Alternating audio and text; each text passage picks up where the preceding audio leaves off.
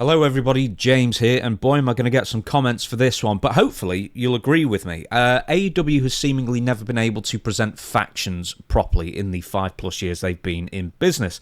We're going to talk about the Death Riders in a minute, but you know, the Don Callis family sort of got some of the same problems, and let's talk about Jericho's 47 factions over the years. I've written a list here of some other ones. The Nightmare Collective, Jeff Jarrett's bunch of clowns, who he seems to have been hanging around for years with, the Outcasts with Saraya and Ruby Soho and Tony Storm, when FTR attaches themselves to a single star and they make a brief faction until they move on to the next one. The Factory, the Trust Busters. I mean, I could go on and on and on. There's so many factions and none of them seem to land. Anyway, a few weeks ago on AEW Dynamite, Cope, and Lord have mercy, is that a terrible name? I'm sure we've said it on Dutch's show. Definitely we did. Also, I want to make mention, Cope versus PAC was that's 7 letters between them, and that was the main event of AEW Dynamite yesterday, as I record this and as this is going to be posted. Anyway, Cope was doing a promo, and he was interrupted by the Death Riders music, and the audience went mild. And that's an understatement. The audience, you could have heard a pin drop, you heard every single power chord in that horrible song, and let's just get the song out of the way right now. That theme song is dog shit. They dropped Wild Thing for that, and yeah, Wild Thing was probably too much of a babyface entrance music, that Jon Moxley used to have. For now a heel group, I understand that, but the fact is that they've replaced Wild Thing, and it's a good cover, but they've replaced it with Adobe Stock Audio File 214, and it's such a regression from what they used to have. Anyway, the crowd sat there, mouths hanging open, probably thinking about how much traffic there's going to be leaving the arena that day, and all in silence, of course, and then FTR attacked the Death Riders for a mild bit of reaction. But this is meant to be the lead heel faction in AEW in the end of 2024 leading into 2025. And the fans were also silent during PAC's entrance on yesterday's AEW Dynamite and for the first half of the match as well with him and Cope. And they're just not getting reactions. And this has been a common theme running through for weeks and weeks and weeks with the Death Riders. Now, before I forget, yesterday's Dynamite as well, this is nothing to do with the Death Riders, but it was on my mind, is they were shooting it in the Knoxville Civic Coliseum, right? And then they've got 5 rows of people sat on the floor, and then they've got this 12-foot expanse of just grey, and then that's where the bleachers start above it, and it made for such an ugly visual. And I was just thinking, Tony Khan has got the budget for Pipe and Drape, which I know some sort of like wrestling meme from quite a while ago, but I mean, he needs to get someone to scout these buildings beforehand to see how they're going to look on TV, because that made for such an ugly visual. But anyway, that's by the by. I think it's safe to say that the Death Rider story hasn't taken off the way that Tony Khan had hoped, especially ever since Jon Moxley shoved a plastic bag on Bryan Danielson's head at that pay-per-view. I forget which one. They all run together. Anyway, even kidnapping and hurting the Rock and Roll Express twice hasn't really gotten the heat that they were expecting, can you believe? Now, I'll get to the booking of the Death Riders in short order, but I want to get to this first, let's discuss their look. And they look like a manufactured boy band. A really ugly manufactured boy band, but you know what I mean. Suits have picked these 4 people to put them together, and let's just hope it sort of works out kind of thing. Or I should say 5 with Marina Shafir. Now, I don't believe these 5 people actually hang out after the matches, just looking at them on TV. I mean, maybe they do in real life, maybe they collect thimbles and paint teapots or whatever it is they do, but they don't have any on-screen chemistry between the 5 of them, or appear to have any personal connection whatsoever with one another. Now, when they were the Blackpool Combat Club, which William Regal founded, of course, a couple of years ago, I mean, just how long that group's been going, really, or versions of it, I guess. It was a team of wrestlers that he saw promising, and he put them together. That makes sense. But then William Regal left, but then they kept the Blackpool Combat Club name, and ever since then, Regal leaving, sort of the group's existence has had little reason really to be. And let's get to another bit of the look. The clothing. Now, at least for my money, Jon Moxley gets the look right. He's sort of like a modern-day looking pirate kind of guy, a bit of a street fighter, rough and ready, jeans, come-as-you-are vibe. I think Jon Moxley's actually got the right look to lead the group, and I think Jon Moxley does a very good job. I know he's got his detractors out there, quite a lot of them. I'm not one of them.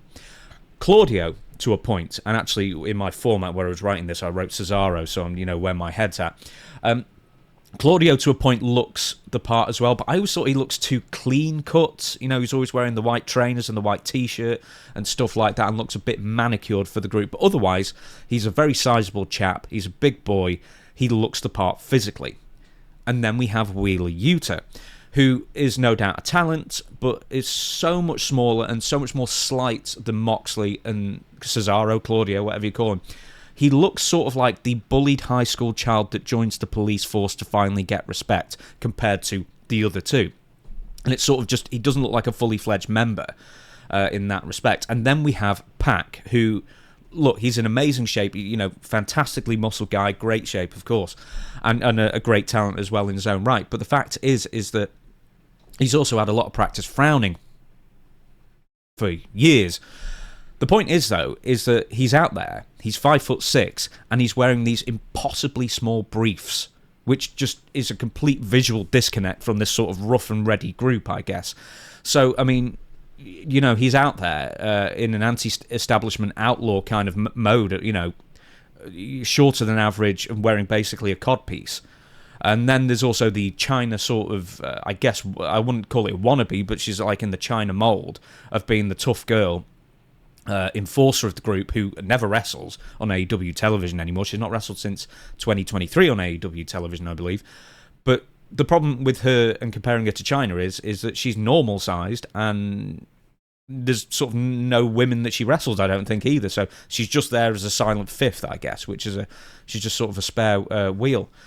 Now, if there is an outlaw group running roughshod in AEW, it would be nice to see some sort of cohesion in their appearance. And I'm not saying go out there and, matching Sergeant Pepper jackets or anything like that. I'm saying something to tie themselves visually together. I mean, it'd be nice if they all wore denim, or, I mean, that's a bit of a rubbishy kind of suggestion, I know, but, like a colour that signifies that they're all together, aside from black, for goodness sake. Unless nobody else wears black and they all wear black, that's fine. But there's so much black, everyone's wearing black on the show, and it just reminds me, I've said it before, I'll say it again, of WCW in 1999, 2000, where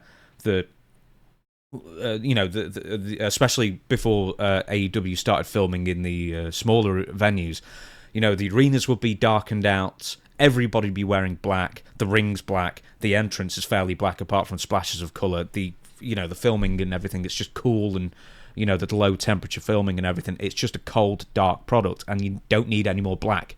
Anyway, Taz, I wanted to make mention of this. He came back last week because he's allowed to fly again after, all these surgeries, I guess.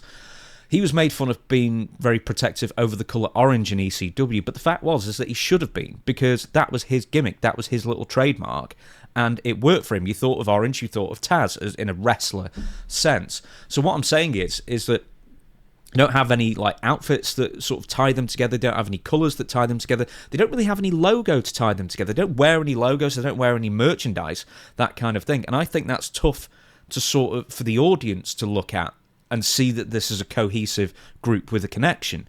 I mean, eventually, you want to have merchandise out there for the fans to buy, get involved with, chant the name, etc. Now, the booking.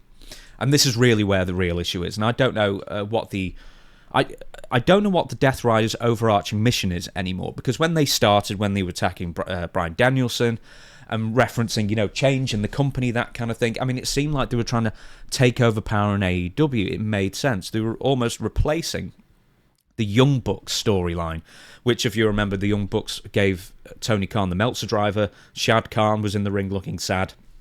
Tony Khan wears a neck brace on like an NFL draft thing on ESPN or wherever it was, I don't know. And then shortly afterwards, it was dropped. It just dropped dead out of the sky, that storyline. The Young Bucks are barely seen, and etc., etc. I mean, you've got to take a lot of time off, especially when you only work part-time and are making, 7 figures each year. Then, shortly after the Death Riders formed, Moxley won the AEW World title and retired Bryan Danielson in the process. But what has been their mission since then? Because all I'm seeing is that they're either hurting or jumping very old wrestlers or very undersized wrestlers. And yes, they might be jumping them in creative ways, but I'm sort of losing what the motivation to commit these acts are. They're just doing it. And speaking of the AEW World title, It's invisible. Now, it's invisible on purpose, but I don't know what the purpose is. I'll get to that in a second. But it's the symbol of being the best wrestler and the face of your company. And I honestly forgot that Jon Moxley was still the AEW World Champion. The storyline is that nobody has seen the belt on purpose since October, because Marina Shafir carries the belt around in a suitcase, and then they just reference it. It's probably in the suitcase, we don't know, and for whatever reason, it's a mystery. Why it's a mystery, who knows? And it's not made clear to me as the viewer why Moxley doesn't wear the belt, why it's carried around in a case, probably, why it's a mystery if it's in the case or not. Right, maybe they explained it on a show at some point, some time ago, that I missed. I can't watch every single show. I know I do wrestling content and stuff like that, but I mean, my entire days, is I do watch as much wrestling as I can, and I catch up with the news, and I keep up with the news very well and everything, but I can't watch every single show. I've got a busy work life, I've got a busy home life, I've got a young baby, so that's just how it goes. But the problem is that if there are so many mysteries, like why is Jon Moxley not wearing the belt, I'm not going to waste my time doing homework to find out why. I'm just not going to give a dusty fuck about it. And then I will move, well, there's just too many things unexplained, I'm just not going to care.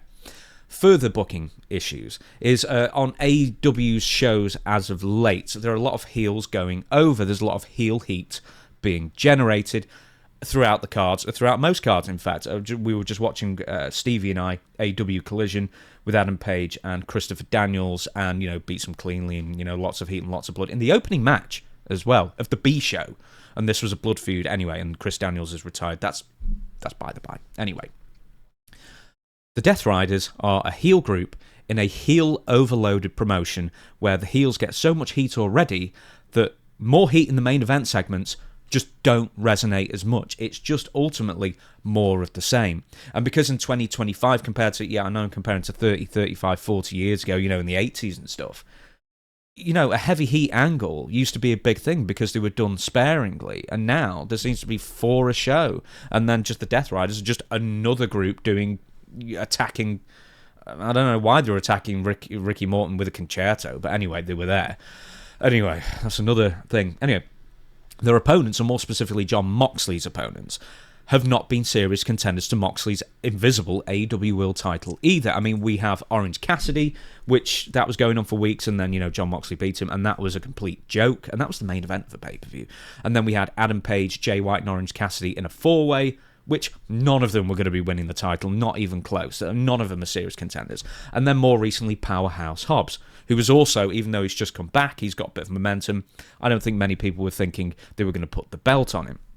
And this falls under Tony Khan's booking, and it doesn't help that AEW doesn't have production meetings at all. I don't know if you know this, but WWE, everyone gets there. They have a production meeting for hours on end. They hash out what's going to happen today. They reference shows from the past, what they want to accomplish in that show. In AEW, no, they don't. Stuff just sort of happens, and I guess a lot of it can happen fairly last minute. Oh, I've got an idea, we'll do this. With all this, not thinking enough about the booking in AEW, everyone starts to feel mid. And the Death Riders are a lead heel group that also feel mid, along with everyone else who feels mid now. The only person who feels like a true babyface to me, main event star, is Kenny Omega.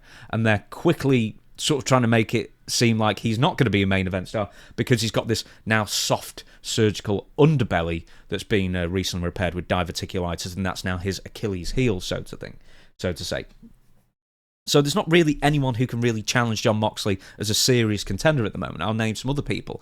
I mean, once the number one prospect of 2024, Will Ospreay, he's now lost enough big main event matches that it's starting to hurt his star power a little bit. And then what about former AEW World Champions of the last just over 1 year? Swerve Strickland, Samoa Joe, MJF. Where have they all gone? They're not in the main events anymore. They're just more mid-card guys. You win the belt, and then you lose the belt, and then you either disappear for a while or you just drop down into the mid-card with everybody else. And then there's Cope, which I can never say without just a derisory tone in my voice. He's just, returned from a horrific leg injury, and it's his own fault that he did it in the first place. He never should have been up there, and then he landed wrong. But anyway, he's now moving more like what he is, a man in his 50s. He's still in great shape, but he's still in his 50s. And that's another problem. It's just so many people in that company now are in their 50s. It's becoming, I mean, it is all elderly wrestling at this point. I mean, that's been a criticism for a while. But anyway, there's no real main event babyface players at the moment. And that is, once again, the fault of Tony Khan's booking. And keep in mind that AEW doesn't, they don't have production meetings to sort of, mitigate that. So all that happens is that there's a lot of 50-50 booking coupled with a bunch of matches where as soon as the opening bell rings, you basically know who's going to win anyway. So there's not that kind of impetus to keep watching. So what needs to change? To be effective, the Death Riders need to be given a better sort of purpose, a clear purpose. I mean, winning the title isn't the purpose because Jon Moxley just won the title really quickly, and that's already happened now. So Tony Khan needs to establish their motivations and aims. Once again, they had them at the beginning, sort of lost over time. Needs to re-establish what they're going for, why they're attacking these people. And what, are they getting revenge for something? Are they righting wrongs as they perceive them? Are they trying to take over AEW? They're trying to take over the power structure of AEW, or sort of insert themselves into the power structure. Saying that, I think Jon Moxley's doing a very good job. I don't think the group visually sort of connects with me that well, but I still think Jon Moxley should be the person to lead this group, and I think he's still a very good promo. He's got that grungy, dirty feel to him, and plus he's a big dude. He looks like he can handle himself. Now, the Death Riders also need viable competition. Adam Copeland, I don't think, is it. FTR aren't. Anybody who the Death Riders have been beating up over the last couple of months aren't. That's the Orange Cassidys and Jay Whites and such. And that certainly doesn't, includes the Rock and Roll Express and soon to be retiring Jeff Jarrett as well, who in AEW Dynamite yesterday got jumped by Cesaro. There's Kenny Omega and Will Ospreay. They're now tied up with the Don Callis family, it seems, and everybody who was once a realistic or potential main event player is now marred in the mid-card, and that's simply down to bad booking. It's not like you don't have enough talent in the company. More than too much talent, some might say. So, for goodness sake as well, get someone who knows about clothing and presentation and sit down with everyone in the group and just make these people dress like stars. Now, I'm not saying flashy spandex and, lights, a top hat with lights in it or anything like that, or airbrushed, blah, blah, blah. But there's got to be some sort of, design that all four can wear, that almost like the NWO, because it basically is what they're going for. They all had the NWO colours, they all had their own ways of dressing, but you all knew they were part of the same group. I think that's something that the Death Riders are really, really missing. And for goodness sake, change the music. I mean, that music is absolutely brutal. And also, this might be controversial, but get rid of Marina. I don't think she belongs in the group. She doesn't add anything to it. And I think also, if you're going for this biker kind of faction kind of thing, I don't think a woman manager is the right call to make on that one, or at least a heater, as it were, especially one who's, I know she's done some MMA, but especially one who's so small as well. I mean, like Camille or someone would have made a bit more sense in that kind of spot. Anyway, that's my opinion. If you enjoyed this video, please subscribe to it, and please give the video a like and a comment. Once again, it helps the algorithm. It helps this video get seen by people. I've only started really doing these since Monday, these sort of solo videos of mine, and I already have quite a good bit of momentum going for it already, so I'd like to continue it. So if you enjoyed it, please subscribe. If you disagree with me, tell me. I mean, I've got thick skin, and I probably won't read your comments, but I probably will, actually, in fairness, because this is my channel. I feel I should. But that being said, stick with me. I'll have more videos coming out as and when I can make them, and I will see you again for the next one.